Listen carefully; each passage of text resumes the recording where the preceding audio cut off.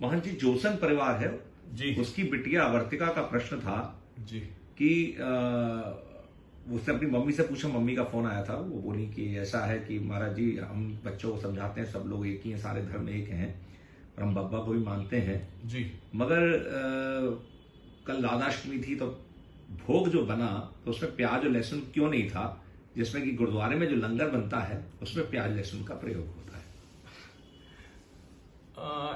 बहुत सुंदर प्रश्न है, लेकिन इस प्रश्न के साथ में उनका उत्तर भी छिपा हुआ है। जैसा कि उन्होंने कहा कि सारे धर्म एक है। पहली चीज मैं आपको एक चीज स्पष्ट कर दूं, सारे धर्मों में सब धर्म, कोई धर्म एक नहीं है। धर्म सिर्फ एक है और वह है सत्य सनातन धर्म। बाकी के सब संप्रदाय हैं, बाकी की जितनी जो व्यवस्थाएं हैं, जैसे सिखिज्म है ये एक संप्रदाय विशेष है, जैसे बौद्धिज्म ये एक संप्रदाय विशेष है, जैनिज्म ये एक संप्रदाय विशेष है, जहां पर हमारे जो है मुसलमानों का आता है, जो है अपना मुस्लिम धर्म है, ये संप्रदाय मुस्लिम संप्रदाय है, ईसाइयों का एक संप्रदाय है। लेकिन धर्म की जब हम बात करते हैं, इसी धर्म के अंतर्गत में केवल और केवल धर्म एक ही है जिसका नाम है सनातन।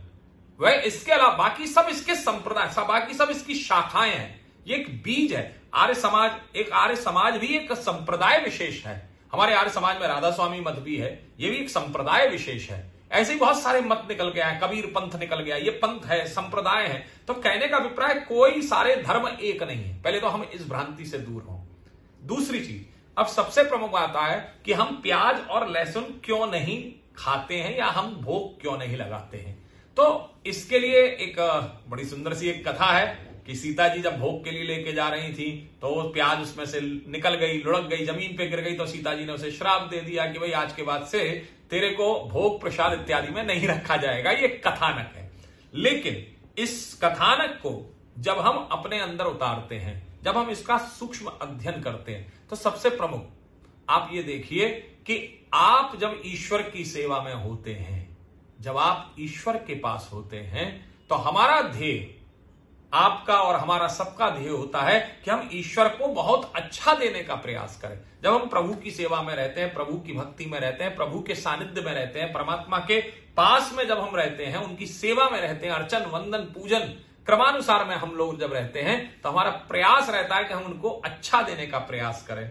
अब समस्या यह है कि प्याज और लहसुन खाने के बाद में हमारे शरीर में से सुगंध नहीं आती, बल्कि हमारे शरीर में से दुर्गंध आती है, पसीने में से दुर्गंध आती है।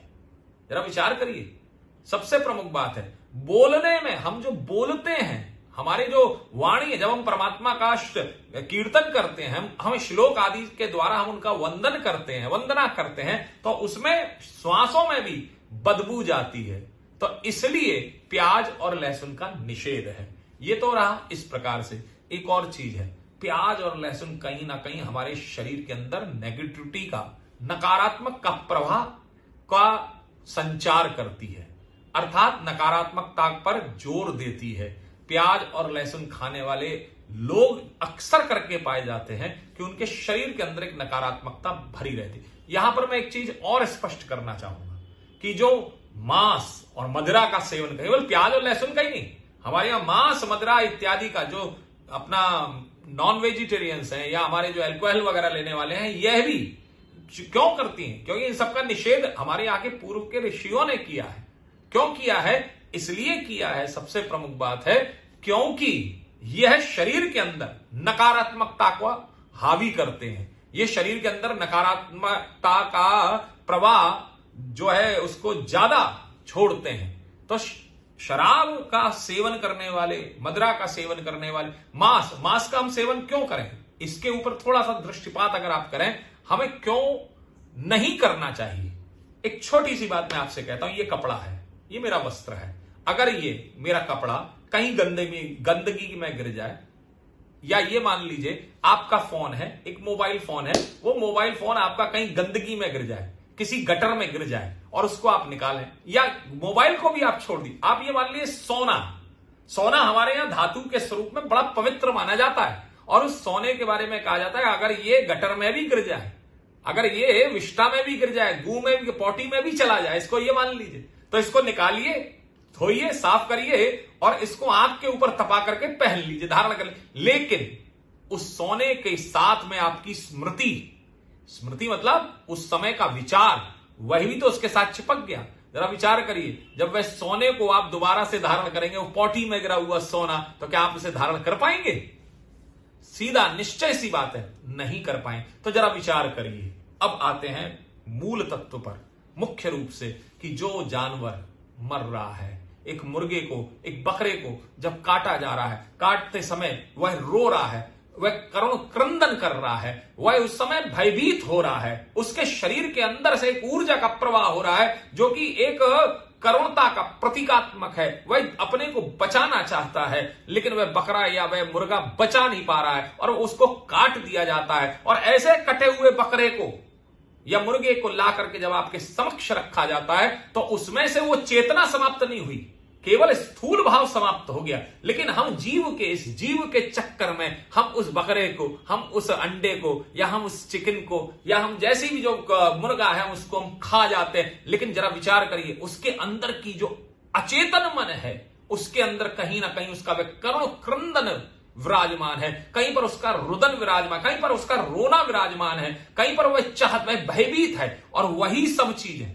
इसको हमारे एक और मैं दृष्टांत से मैं आपको रखना चाहूंगा। जो हमारे संगीत के आचार्य हैं वो जानते हैं कि जो तबला बना हुआ होता है, वह तबला बकरे की खाल का होता है। और उस खाल के ऊपर अगर बाघ की खाल रख दी जाए आधे घंटे, 1 घंटे के लिए, अगर तबले के ऊपर जो कि बकरे की खाल है, उस बकरे की खाल के ऊपर एक बाघ की, एक सिंह की खाल रख दी जाए, तो 1 घंटे पश्चात जब वो उस तबले को आप बजाएंगे तो तबला लय नहीं पकड़ पाएगा, वह धप धप करने लगेगा। क्यों? क्योंकि उसकी उस खाल का प्रभाव से वह बकरा भयभीत हो गया। तो जरा विचार कीजिए, अगर अचेतन मन में इतनी जो है ऊर्जा है और उसी मरे हुए, उस करुण क्रंदन करते हुए उस बकरे को और मुर्गे को जब हम खा रहे हैं, तो क्या वह हमारे शरीर के अंदर उसका प्रभाव नहीं होगा? निश्चित होगा। अगर आप सहमत हैं तो कृपया प्रयास करें, शुद्ध शाकाहारी बने। तो आइए हम सब लोग एक शाकाहार मार्ग को, एक शाकाहारी तत्व को हम लोग आगे लेके चलते हैं। और इसीलिए हमारे यहां प्याज और लहसुन की एक और विशेषता है कि प्याज और लहसुन हमारे शरीर के अंदर नपुंसकता की शुरुआत करते हैं। हालांकि औषधीय तत्व के अंतर्गत में, औषधीय मतलब आयुर्विद्या के अंतर्गत में लहसुन बहुत अच्छा है, लेकिन कहीं ना कहीं वह हमारे शरीर के स्पर्म भाग को, शुक्र भाग को भी प्रभावित करता है। तो इसलिए हमको चाहिए कि हम भगवान के अगर सेवा में हैं, अगर हम प्रभु की सेवा में हैं, सिमरन में हैं, और अगर हम चाहते हैं कि हमारे शरीर के अंदर सकारात्मकता बढ़े, पॉजिटिवनेस बढ़े, तो हमें आवश्यकता है कि हम इन सब चीजों का परित्याग करें।